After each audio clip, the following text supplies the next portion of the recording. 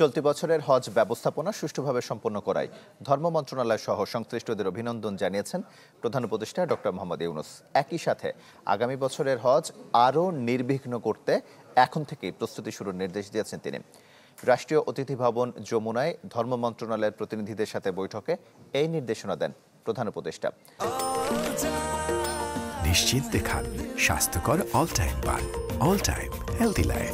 আগামী বছরের হজের রোডম্যাপ প্রকাশ করায় সন্তোষ প্রকাশ করে ডক্টর ইউনূস বলেন, এবছর যেসব ভুল ত্রুটি ধরা পড়েছে সেগুলো চিহ্নিত করে ভবিষ্যতে সেগুলো যেন আর না হয় সে বিষয়ে ব্যবস্থা গ্রহণ করতে হবে।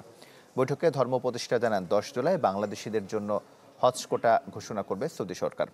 21 অক্টোবরের মধ্যে হজযাত্রীদের চূড়ান্ত নিবন্ধন সম্পন্ন করতে হবে।